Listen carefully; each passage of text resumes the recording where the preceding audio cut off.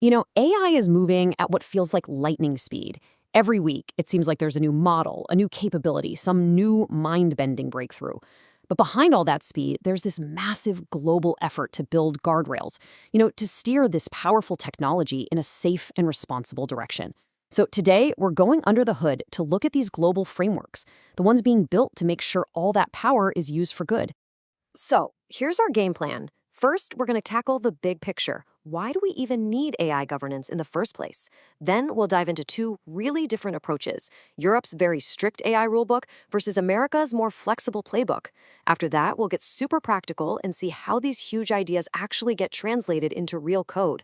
And then we'll wrap up by looking at what the future might hold with these two paths. Okay, let's kick things off with the most fundamental question.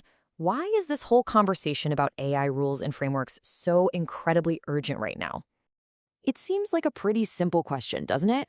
But the answer, well, it touches on pretty much everything, from our personal rights all the way to the stability of our global systems. The potential for good is just enormous. But hey, so is the potential for harm if we don't get this right. What's so powerful about this breakdown from NIST is that it makes the risks feel really concrete. This isn't science fiction stuff. They fall into three really clear buckets. There's direct harm to people, to their rights and their opportunities. Then there's harm to organizations, through data breaches or reputational damage. And then there's harm to entire ecosystems, like our supply chains or even the environment. So, this is where the official response comes in, AI risk management. And look, the goal here isn't to slam the brakes on progress. Not at all. It's about consciously steering it. It's really just a set of coordinated activities designed to direct and control AI risk. And it has two goals: minimize the bad stuff while maximizing the good stuff. And that brings us to our first major approach. Let's head over to Europe and take a look at their really comprehensive law-based framework, the EU AI Act. Just think of this as the official rulebook. So the core of the EU's rulebook is this risk-based pyramid. It's pretty straightforward. AI applications get sorted into one of four tiers. At the very bottom, you've got minimal risk systems. Think spam filters, which are pretty much unregulated.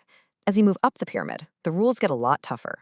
For limited risk AI, like chatbots or systems that generate deepfakes, you just need to be transparent about what it is. But it's those top two tiers where the act really shows its teeth. And this gives you a great idea of what unacceptable risk actually means.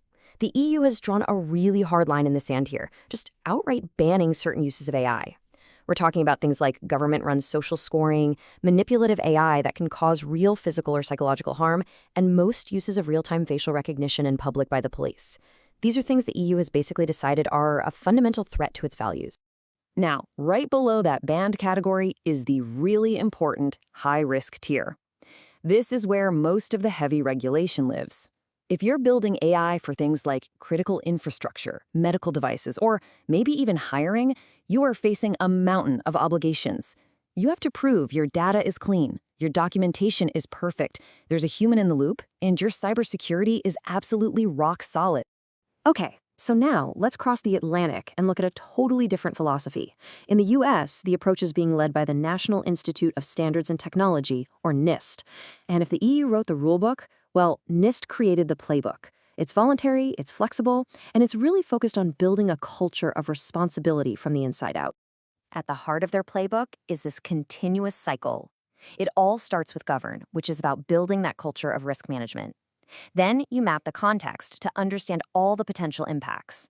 After that, you measure and analyze those risks. And finally, you manage them by actually taking action.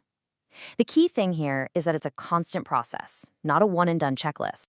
And that right there, that really gets to the core of the difference. The NIST framework isn't about forcing companies to comply with some law. It's about giving them the tools and the mindset to manage AI risk responsibly on their own terms. It's about fostering a culture where thinking about risk is just a normal part of the development process. So what's the end goal here? What does a good AI even look like according to this playbook? Well, this table lays it all out.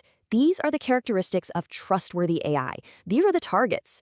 Is the system fair, meaning harmful bias is managed?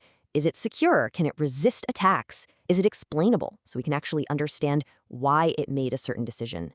The whole playbook is designed to help teams answer yes to all of these questions. Okay, so we have these two really powerful high-level frameworks. But here's the billion-dollar question, right? How do these lofty principles, like accountability or data governance, actually make their way into the real lines of code that run an AI model out in the wild? This quote from the NIST framework really sets the stage perfectly. In other words, you can't just build an AI and cross your fingers, hoping for the best. You need a concrete, real system for proving it's trustworthy before it ever goes live. Yeah, let's make this real for a second. Imagine an auditor walks into a company and asks, "Can you prove to me this hiring model isn't biased?" Or, "Can you show me the exact data that was used to train version 3.7 of your fraud detection system?" How does a company actually answer that question? And this slide shows the technical answer. It all comes down to lineage. You need a complete, unbroken audit trail. The best way to think of it is like watching the game film for your AI. This diagram shows how modern data governance tools can track literally everything, from the raw data sources to the feature tables created from them, all the way to the specific version of the model that was trained and deployed. So this is how those big principles actually become real practice. The EU's strict documentation rules, well, they're met with automatic audit logs.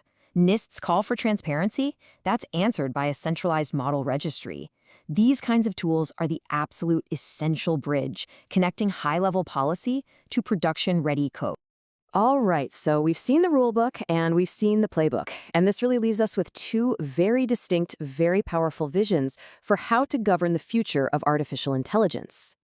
So on one side, you have the EU's rulebook. It's top-down, it's mandatory, it's a legal framework focused on compliance and banning the worst harms. And on the other side, you have America's playbook.